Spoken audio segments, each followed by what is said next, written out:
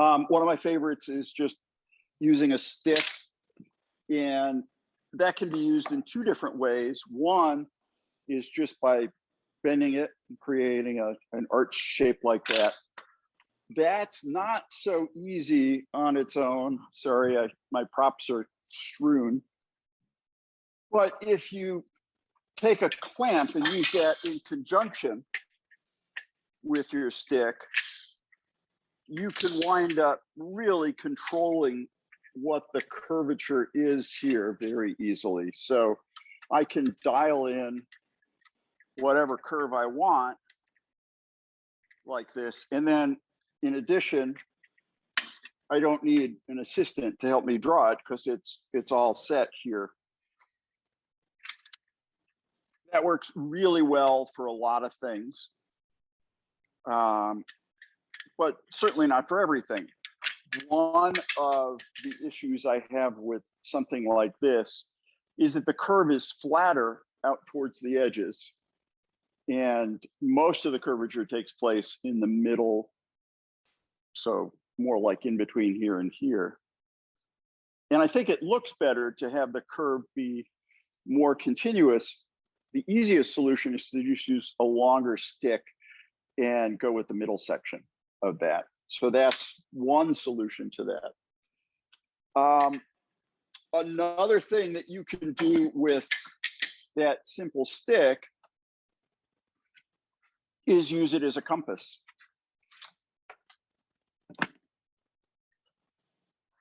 And so you can set up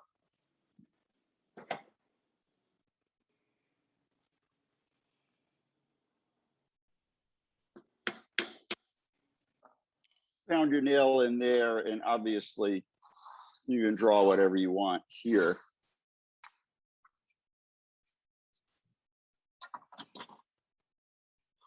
When I was talking before about the idea that a curve looks better with more curvature out towards the edges, there's another way to deal with that. And this is my ellipse jig. This is my fancy ellipse jig. It really doesn't have to be this fancy. But the whole idea is that there are 2 points that can be dowels in a stick. And then you've got this cross of grooves here. And what happens when you put this together like this is that you draw an elliptical shape with this. And that can be a really lovely curve. What happens with a curve like that is that you're actually getting more curvature out towards the sides and less in the middle, the exact opposite of what happens when you bend a stick. This is a very subtle distinction, but these sort of subtle distinctions are what really make a difference in the work that you're doing. What I do most often is draw my curves freehand. And when we're talking about drawing a curve, it's very different from how you write, which is with your hand down on the piece of paper and you're mostly working with your fingers. When you're trying to draw something like this, what you want to do is use your body. So watch how I draw my body back and then my arm moves. And I come up with a curve. Now, if I sight down the curve, I don't know if you can see this line very well, but if I sight down it, I will find all the little lumps and bumps that I created when I didn't draw so well. But I can correct that pretty easily if I'm looking at it from this low angle. I can't really correct it very well if I'm looking down on it. Once I've corrected it, I'll go to the bandsaw and then I'll smooth it out. One of the things, especially with freehand curves, is that you want to create a template. This one's in 1/8 inch plywood. And that gives you the opportunity to smooth everything out to perfection. It's only an 1/8 of an inch thick. I do use my hand planes on this, although I do have some junker hand planes that I use for plywood, and they work really well. This is something I will fuss over until I get the pattern perfect. And then when I go to draw this out on my actual workpiece, I've got perfect lines to play with. More often than not, when I go to draw something like this on, the actual workpiece, I'm going to use a pen for drawing it. It's a better line. It's incredibly consistent in thickness, just a regular ballpoint pen. And I'm going to be planing this anyhow, and so those ink marks are not going to cause any trouble. But it's so much easier, especially as I've gotten older, to see that line. And if it's easier to see it and the line is crisp and perfect because you made your pattern perfect, it's much easier to cut it out that way.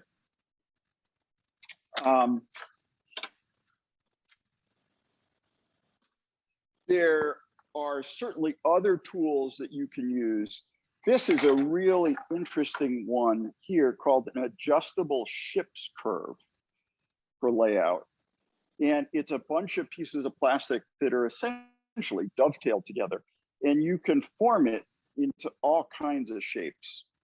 And the nice thing about this is that these curves look really good when you do that. There are no kinks to this. There are no sort of false shapes involved with this. It doesn't always hold perfectly. If I make it like this, it's going to spring back. But this curve is really beautiful. And so I could also just trace this out and come up with a really nice curve to work with. These come in different lengths. You'll find them at art supply stores, drafting supply. They're a wonderful thing to have when you're dealing with curves like this. Mostly I draw stuff like that table curve by eye because I want to be fussing around with it more and more as I work on it. What I want to do now, the layout is obviously an important part of this, but it's only the very beginning of working with curves. Talk a little bit about cutting. I cut at the bandsaw freehand. A lot of people ask if I create patterns and then flush trim route, and my answer for the most part is no. When you're dealing with interesting curves, inevitably when you're routing, you'll wind up going against the grain at some point, and that can be a problem. And also after you're done, you still have to smooth it out. So I still have to pull out the hand tools that I would do straight off the bandsaw. And the intervening step just isn't worth it to me in terms of time. It's faster to just go from a well-cut bandsaw on edge to smooth with my hand tools than it is to take an extra step, go to the router, set it up, and potentially have some tear out along the way. Spiral cutters, yes, they're a little better, but you still have to smooth it at the end. So learning to cut close to a line is a big deal on the bandsaw. One of the secrets to that, first of all, reasonably well-tuned bandsaw and a sharp blade. But the other thing is thinking about the blade as being a three-dimensional thing. It's cutting a curve. It's not cutting a fine line. And you want to be thinking only about one side of the blade. So one side of that curve is the important side. The other thing I've noticed as I have cut over the, hundreds and hundreds and hundreds of hours over the years is that you have to practice concentrating on it. You also want to line up your dominant eye right with the path of the blade, and that really helps you to see what's going on. If you don't know which eye is your dominant eye, point at an object across the room with both eyes open, and then with one and then the other. The one that's still pointing at the object with that eye open is your dominant eye. The other eye, it'll jump over a few feet. So pay attention to that, aligning the dominant eye with the exact path of the blade, and that should help a little bit with the cuts. Once you've cut out shapes, this is just something for demonstration of a smoothing technique, and then this is an actual chair leg here that I've cut out. Then we're getting into what we do about smoothing this out effectively.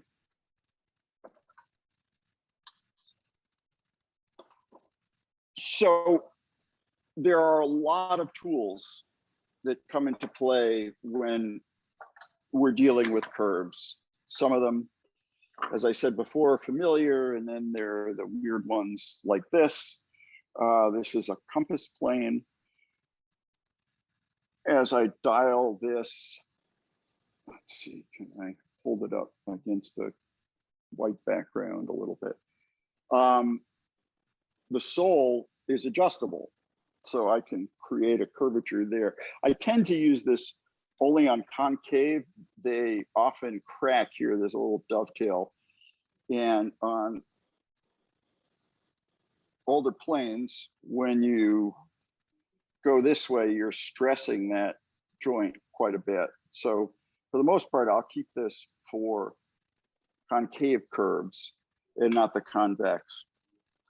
Oddly enough, for the convex curves, the tool I like the best is just a block plane. And what's nice about that is that I can smooth out the lumps and bumps. If you think about this though, I've got a flat soled thing and I need to go around a curve and have the blade be cutting. And the only thing really keeping me cutting is my ability to rock forward with this. So what I do is I envision that this is a huge wheel that goes down into my basement, and that I'm sort of rocking forward with this. My pressure is adjusting. Right now, you're hearing the lumpiness of the bandsaw cuts getting smoothed out, but it's getting smoother and smoother. I'm also paying attention to a couple of things, and to demonstrate one of them, I want to draw some pencil lines on here.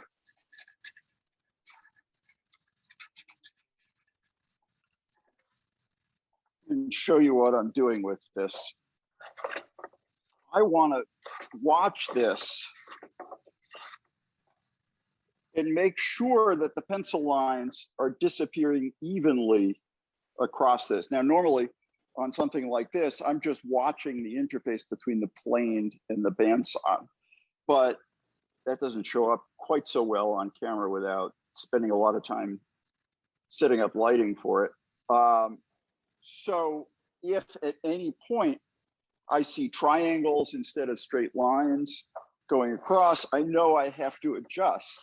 And that means that when I'm done planing, if everything has been planed straight across and the interface between the bandsaw lines and the plane stuff is straight across, then I'm cutting square, planing square.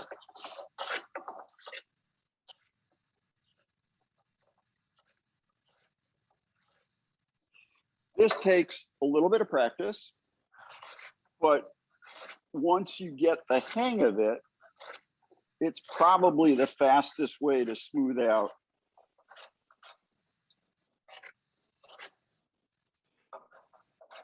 something right off the bandsaw, going all the way to pretty much finish ready smooth. I do sand things starting at 220 before finishing, just to even out everything.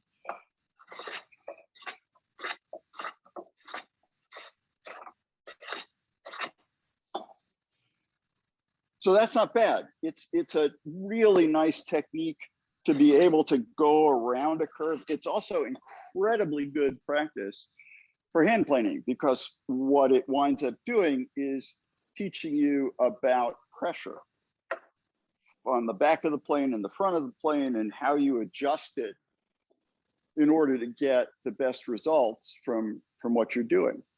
And that's really what hand planing is about, is understanding pressure. On a flat piece, there's more pressure when you start the cut, and then on the front hand, and more pressure on the backhand as you finish the cut. In this, you're balancing that pressure all the way along. I tend to put my forefinger on the front of the plane here and my palm on this, and then my other hand over it, which means it's much harder for you to see. But at the same time, that gives me the control to be able to make a cut and get basically continuous shavings out of this. This is now, other than this one divot up here,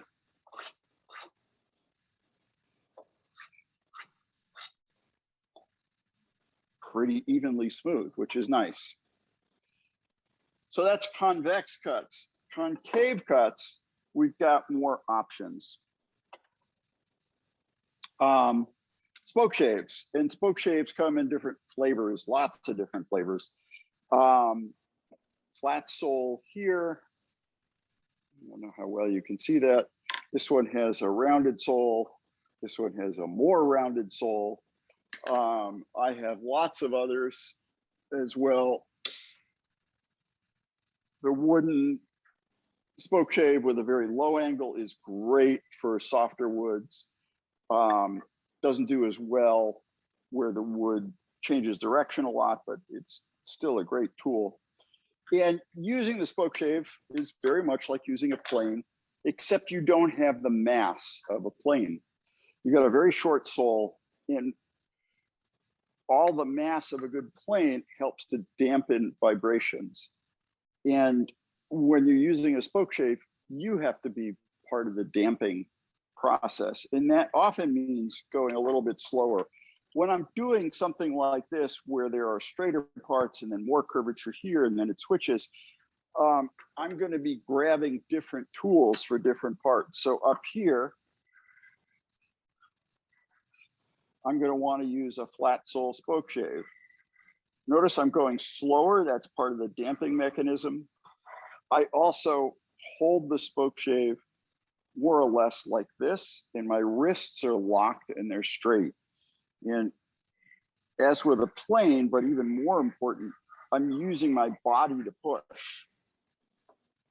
And that works really well for this. Then as I get down into here, what's going to happen with the flat sole is that it's not even going to touch down in the bottom of this curve. So I have to switch to something here with a curve to it. And that can get me in a little bit further into that curve. And then I reach a point where the grain direction changes. I can tell without looking at the side on most pieces what's going on with the grain direction. And I'm going to come forward here and try and highlight that a little closer to the camera. So what I see here is that the grain has this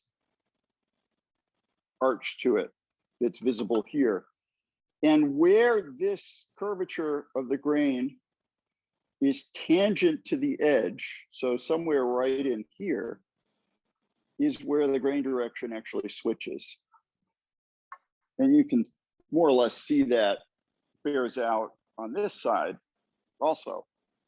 But it's really nice not to have to stop and look at the side, and you can determine grain direction. And then on this piece, it starts to change again, but I think for the most part, it's going to be down the rest of the way because that curvature doesn't come back around past tangent.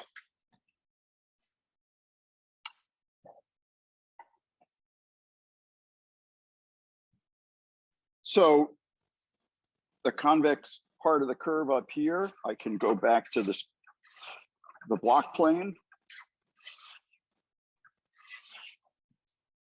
And then that's going to bottom out. And in here, I can't use the block plane anymore. But there's a trick that allows me to get a little further. If I angle the block plane, the effective length of the block plane becomes a lot shorter. And so that enables me to get a little further down than I could here. I can plane this at an angle, but I can't go straight. The interesting reverse of that is that on a spokeshave, either of these, if I angle the spokeshave, I lengthen the sole. The sole is normally about 3/4 of an inch or an inch, but if I angle it like this and I want to bridge over some lumps or bumps that are there, I could angle it and manage to lengthen that sole a little bit.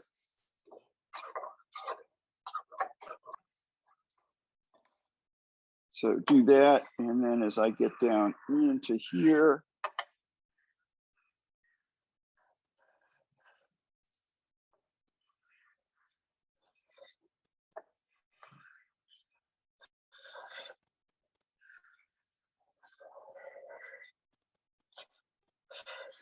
now if I ever run into a place where I get chatter, I will angle the spokeshave the other way.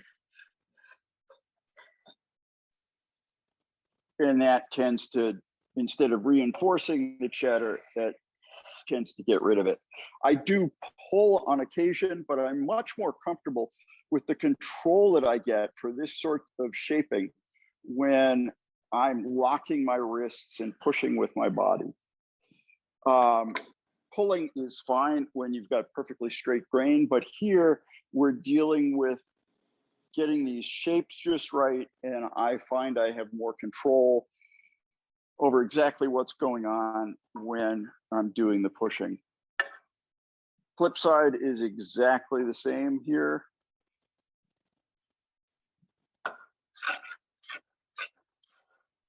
Here I could probably use a little more depth because it's really rough.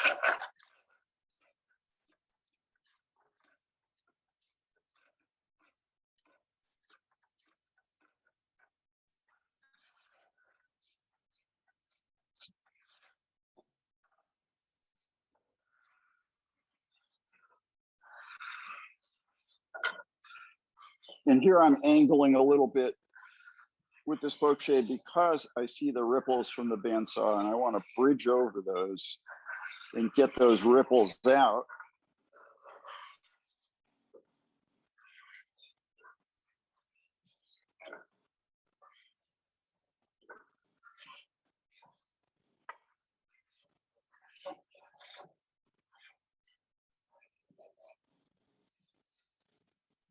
It's pretty nice and smooth there.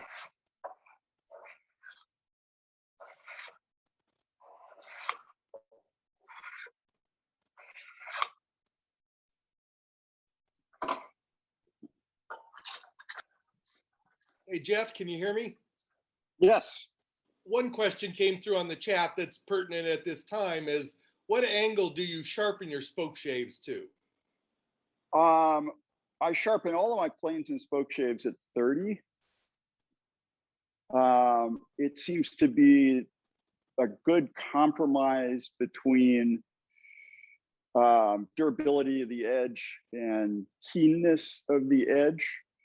And, you know, bear in mind that these spokeshaves are beveled down so that whatever angle to the bed is set by Lie-Nielsen, in this case, is the actual angle of attack. But 30 degrees tends to be what I'm doing for planes and for the spokeshaves. Now, on a block plane, it's a bevel up plane, so adjusting the angle of that actually has an influence on the type of cut you're getting. Lower angle block plane, 12.5 degrees, sharpened to 25 degrees, gives you a 37.5 degree cutting angle, which is lower than the 45 of a bench plane. And that's better for end grain, and in cases where you don't have any issues with tear out, it'll leave a very smooth surface. But any hint of the grain going the other way, it's going to rip it out. On a block plane, or a low angle jack plane, or some of the other low angle planes, you can sharpen steeper. So I have some blades for my low angle jack that are at 45 degrees. And then I actually have one that's at 75 degrees, which turns the plane into a scraper, essentially. I mean, it's a 90-degree edge presented to the wood. What's interesting about that is that it winds up being a scraper that's essentially 4 inches thick and 1/4 of an inch tall. There's very little vibration when doing something like that. And it works incredibly effectively. Whereas I do have the scraper plane, 1/4 inch, no, not even 1/8 inch thick, 4 inches tall. It doesn't have the same damping qualities that you can get from the low angle jack sharpened up really high. Does that answer the question? Well, yeah, and then speaking of scrapers, do you use card scrapers as well, or? I use card scrapers all the time for this stuff, especially in difficult areas where the grain is changing direction. There is no stopping on a dime in areas like this, and so there's always something that needs to be smoothed out like this. And they work amazingly well for something like that. Sharpening scrapers is a whole other seminar, really. But it's something that you really want to learn to do, because a scraper gets you out of so many problematic situations, and in curves as well as in other work, just in a flat tabletop where grain direction shifts, scraper completely saves the day in something like that. So yeah, I do this, and then there's always the possibility of sanding. I mean, there's nothing wrong with that. The main problem is that things tend to get rounded over this way. What I like to do, though, is I'll take a section of the cutoff from certain parts of this. So the convex part here, smooth it out a little bit, put some sandpaper on it, because it's exactly the same width, and I can sort of treat it the way I treat a plane, which is moving back and forth with control with my hands, using my body for force as I do it. It's very easy for me to sand in difficult areas that nothing else seems to be working for. Or you go at it with sandpaper as a matter of course. I just like the crisper look of doing the handwork first, and then just a gentle 220 sand to get my finished surface out of it.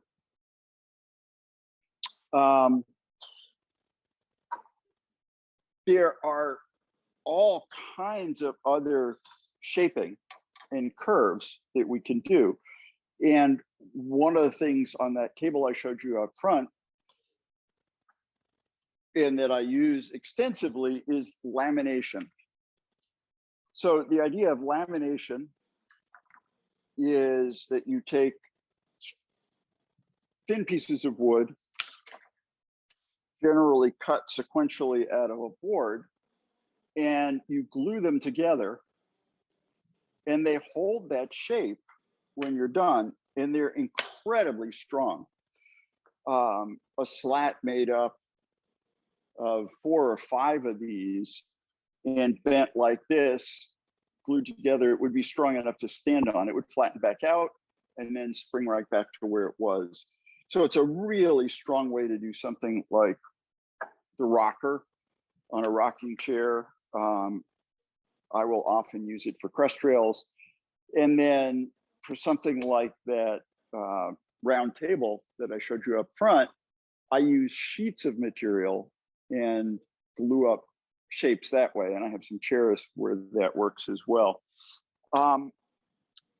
What you need to do this is to make a form, and then often, if you don't have a vacuum press, you also need a corresponding caul, the thing that will press on it exactly right from the other side. So this is, I've made little miniature versions of that candle stand, mostly as models when I was building it, but I desperately trying to figure out how to turn them into nice candlesticks. Haven't quite gotten there yet. But the principle behind the form and the caul, and then you clamp together, is a very important one to grasp. And it's actually fairly easy to put together. What you want to do is generate the form, and you have to keep in mind that your ultimate shape, the form, is just one side of the ultimate shape. This is too steep a bend for this thickness. You have to determine, based on experiment, really more than anything, how thick your laminations have to be to come up with the thickness you're after and the curvature you're after. So one way to do it is just experiment with it. These are about a 1/16 of an inch, and that's about as far as they would want to go with this. If I'm doing something here where the radius is more like 1.5 inches,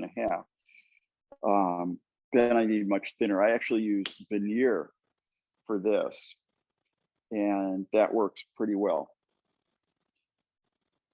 So that's the thickness is these, the idea that the form is shaped a certain way, but to get the caul, you need to do something a little different.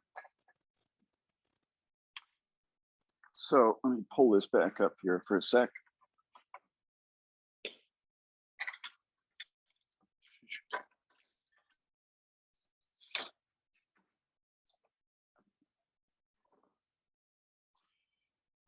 If you think about what's going on here, just even if I had this as a 6-inch radius, if I want to clamp together my inch worth of lamina on that, I will need a 7-inch radius to be the caul. If it's just the cutoff, it's not going to work. It's going to pinch in here. So when you're dealing with odd shapes like this one, you need a different way to figure that out. And I've made a whole bunch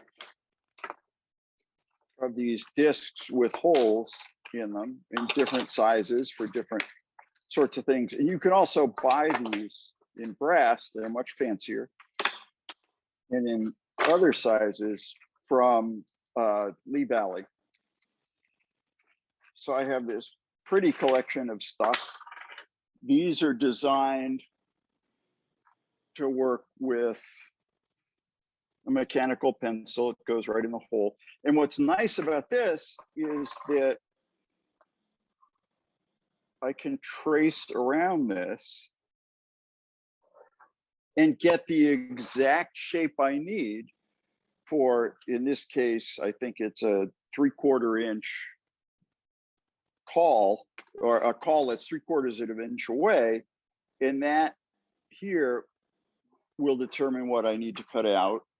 And that winds up being what this is. Then when the time comes, I'll wax these. You can also use plastic tape to protect it. I take the whatever thickness of my laminations I need. The way I work it usually is to lay these out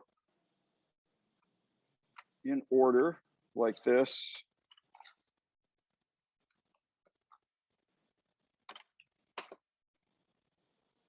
And leave the last one separate. Roll the glue on. I use a foam paint roller and just pour the glue on here, or set up a glue paint tray for glue.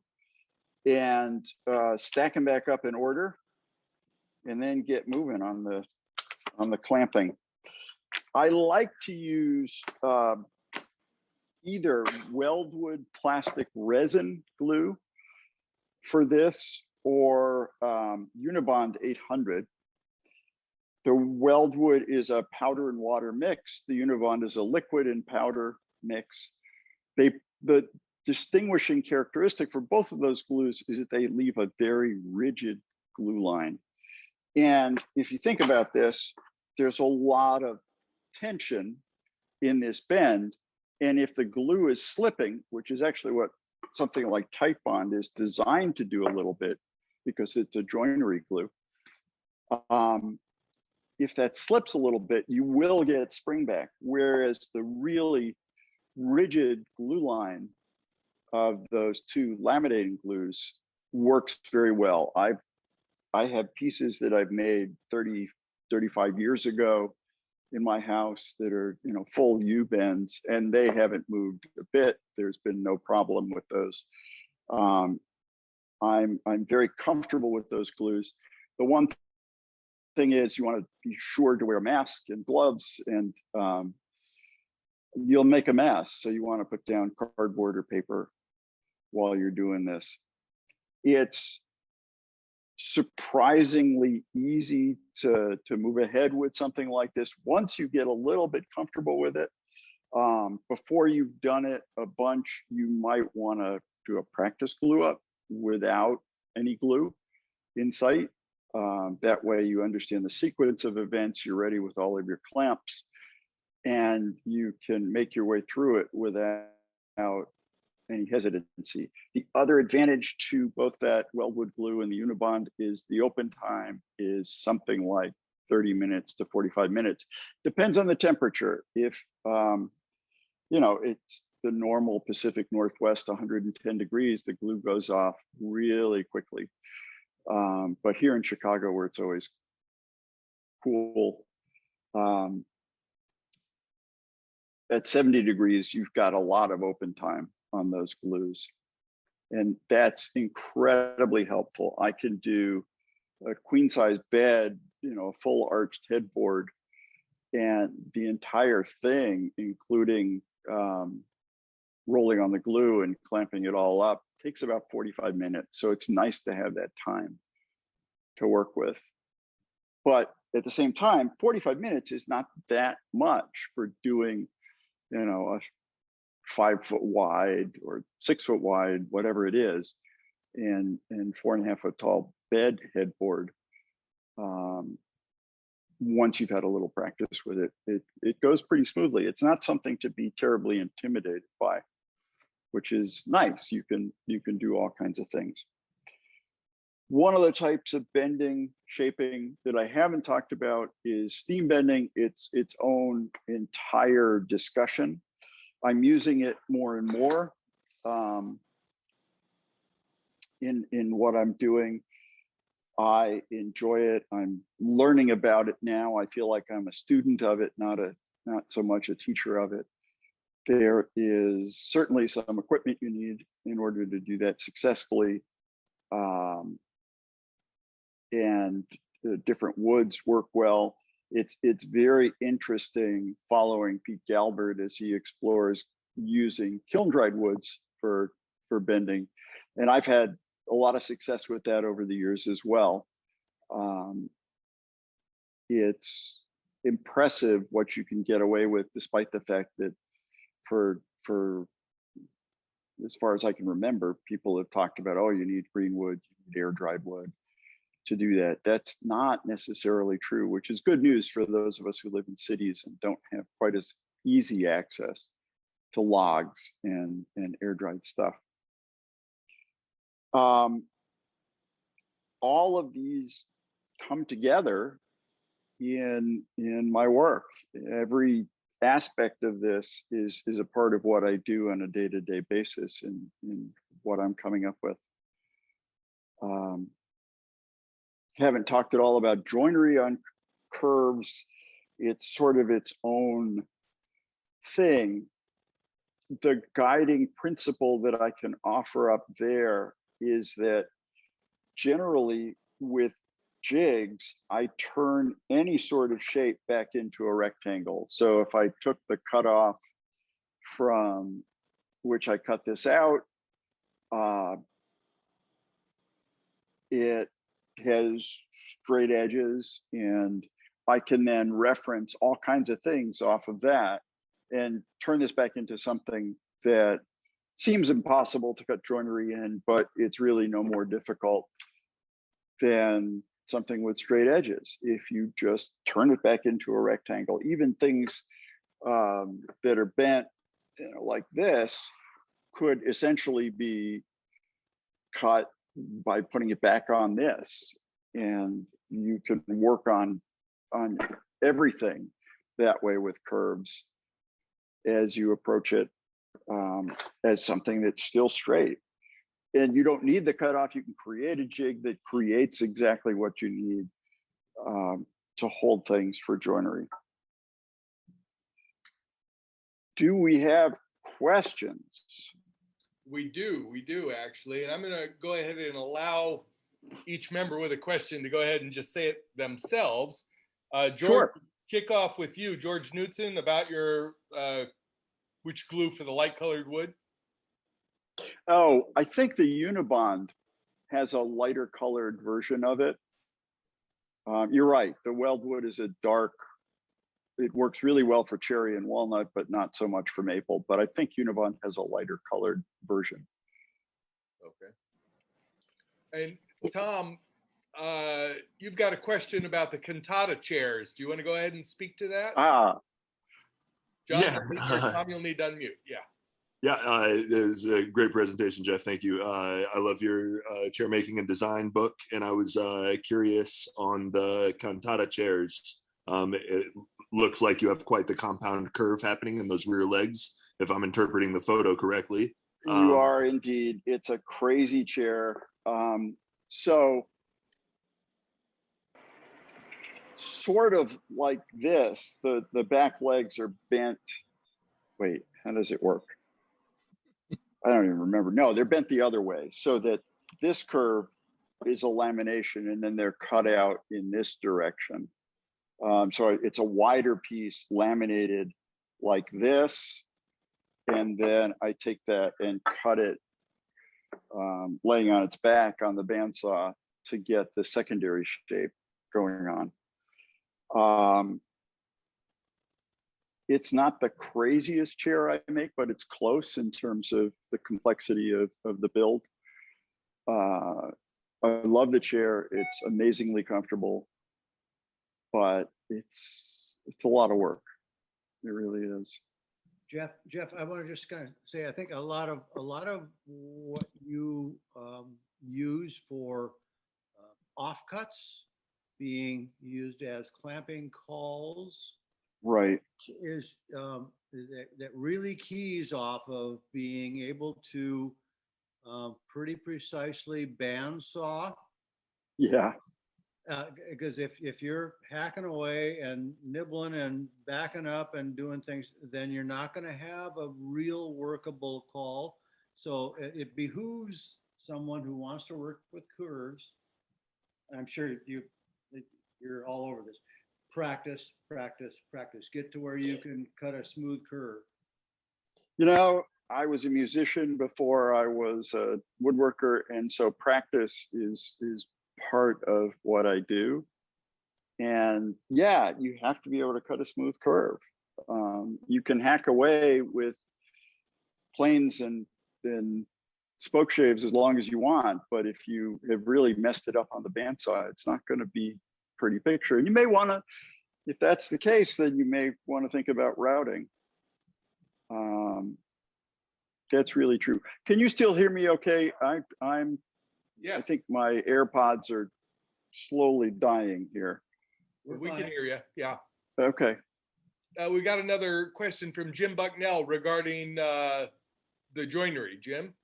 Yeah, one thing I wanted, what was the number of before I do that question, the number of the Unibond glue that you liked? I think it's Unibond 800. That's just their name. Okay. I don't know that they have other numbers. Okay. Maybe they do, but Okay. The the other question that I had, Jeff, was because I remember from your last presentation and looking at the mastery with which you joined one piece to a curved surface that may be a changing radius curve, and it just blows my mind. And I'm just wondering if there's something you can share with us tonight on how to go about doing that, even if it's a simpler thing. I'm just thinking of a curved chair leg with a cross brace. How do you get the curve on the end of the cross brace to exactly match the curve of the other piece? I do that very rarely, is the truth. Something like this, which looks like it's curved, there's a flat right between here and here. And that, because there's a piece coming off of it like this, it's broken up anyhow, and it doesn't always look like you've broken it up with a flat. So if you can create this flat, that's the easy way to do it. So if you think about that for a minute, you could create that joinery before you cut this piece out, if you wanted to, and then do all the shaping, and it's going to look, you know, pretty good. If you have to have that curve be continuous over here, one thing you could do would be to sort of inset the whole piece, leave the curve, and then create a flat surface inside there. Another thing that a lot of chairs have is actually something that comes out. It's a little bit proud. So there's a little swoop here and a swoop here, and then that's flat. And that allows for continuity across this. So on this chair here, the joinery actually takes place further out. So these curves can flow, and yet I've got a flat for doing the joinery. Same is true up here. There's a flat, you know, once you get beyond that other curve. There are all kinds of crazy things that then can happen when you're doing that. I don't know if I want to get into those, but I just remember your rocking chair that had a curve, a joint thing where three pieces came together over about a foot long. It is insane, but it's gorgeous. Yeah. Jim, you don't have to give away. You don't no, have it's to not give giving away away any secrets or anything. It's a chair that if I, you know, when I get an order for those, I go home and fret for a long time, worrying if I can actually make it again. It's a really, really tough piece to build, and I'm not sure what is wrong with me inside that I'm drawn to doing stuff like that, but I like a challenge. What can I tell you? Yeah, I wasn't aspiring to build that chair, but I was intrigued by your technique and how I might apply it on a lesser level. Interestingly enough, I do get people, you know, once or twice a year asking if I have plans for the chair, and no, I don't. And you know, it taxes me to my very limits, and I don't think people understand that necessarily. It's really hard. There are crazy joints in there, and yeah, I wouldn't be unhappy if nobody else called me up to make one of those. Yeah, when I look at that, I envision myself having a garage full of, nope, that didn't work. I'd have some firewood, Jim. I'd have beautiful firewood. Yeah.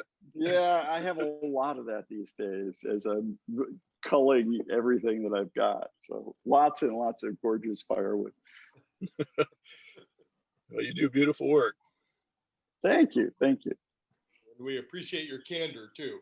I know the exact chair you're talking about, Jim, and I looked at that and I almost quit woodworking. So.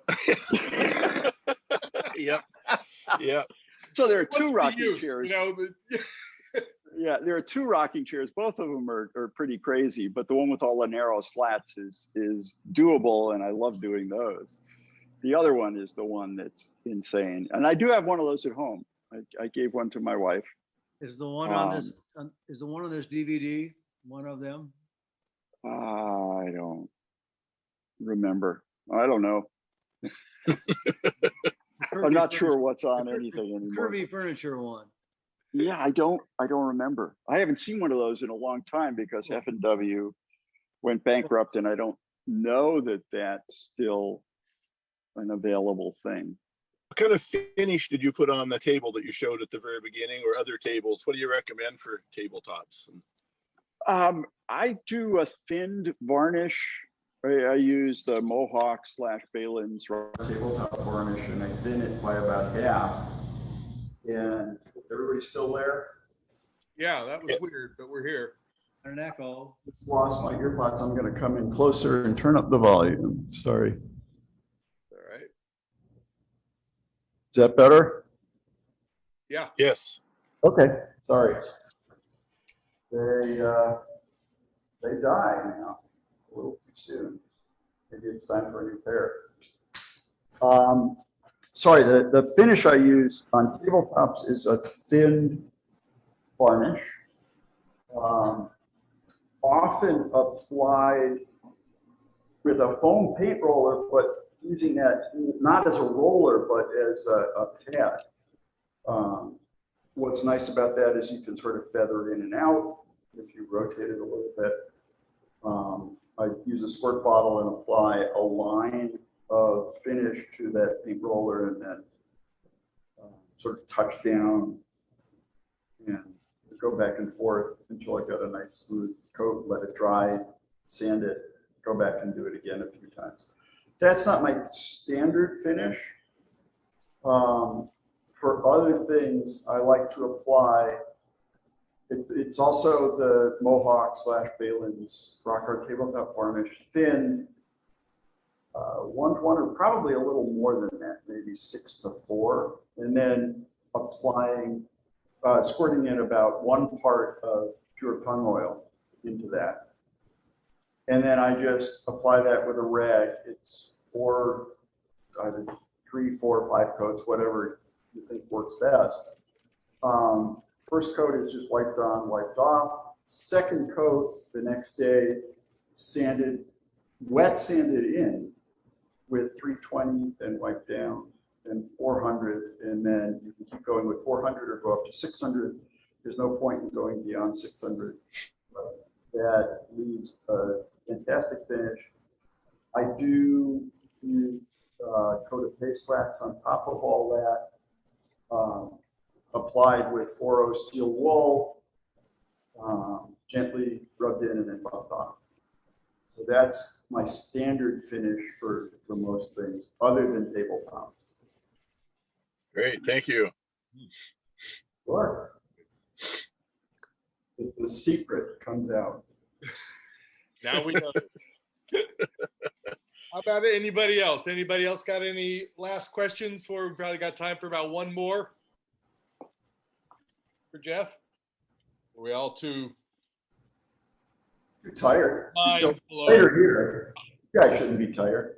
Yeah, it's early here. That was great, Jeff, though. It's almost like I Is that a brand new workbench? Brand new? No. I keep making them, but it's not great. It looks absolutely perfectly clean and shiny and amazing. Thank you, but it's not. I think the reason it looks so new is that I have 7 of them in here. And I'm not always working on this one. I have my choice of others. I have a station where I have 2 of these guys back to back, and I love working there. Yeah, and then bigger ones, and one of the French oak Roubeau workbenches, which is amazing. And I do not lack for workbenches, nor for hand tools, by the way. I mean, you're only seeing a part of my tool cabinet there. Wow. very impressive. Now, do you have so many benches strictly for yourself, or do you teach in there too? No, it's teaching. I do teach in here. Okay. Usually 6 students at a time. Ah, I'm moving the teaching space forward into what has been my showroom, giving up the showroom since it just doesn't function that way anymore. So I will keep sort of a machine room separate. I'll probably keep a bandsaw and maybe the lathe down in with all the other all the other workbenches. And the front space is glorious. Fantastic light, brick wall, hardwood floors. I'm very excited about getting down into there. great. You're in Chicago proper, or where exactly? I'm in Chicago proper on the very far north side of the city. Okay.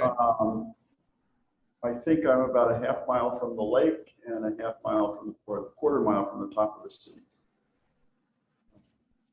Fantastic. Well, good. All It's right. a great location. I mean, I've got access to downtown, and the first city north is a nice town. Can you carry plywood? Can you carry plywood on the L? No, but I can do it on the roof of my car and have it blow off on the highway. There you go. Not good. That works. That works here too. Yeah. I don't know if any of you read, Gary Rogowski wrote sort of a memoir thing about, talking about woodworking, but also a memoir. And he talked about having a Plymouth station wagon and loading up on the roof of the car with plywood and driving on the highway and having it all blow off. And I had the same car, had the same experience with it. So don't try to carry plywood on the roof of a Plymouth station wagon. Good to know. Good to know. I think that's the lesson there. Yeah. Your note now. Well, that's great, Jeff. We really, really appreciate your knowledge and what you've bestowed upon us tonight. Thank you all so much for inviting me to do this. Great fun. Yeah. Sorry I don't get to see you all in person, but one of these days we'll get there. We'll do that again. I hope, because I missed the last one, so I'd love to see you in person. My stepson's moving back to Chicago, I think, in about another month, and I'm hoping he'll have a place with a guest room so we can come and visit. And then I'm going to put you on my list. I'm going to at least call you. That's great. Sounds good. Look forward to meeting you. We hope Thank to you have very back much, here Jeff. next year. Thank you all. Take care.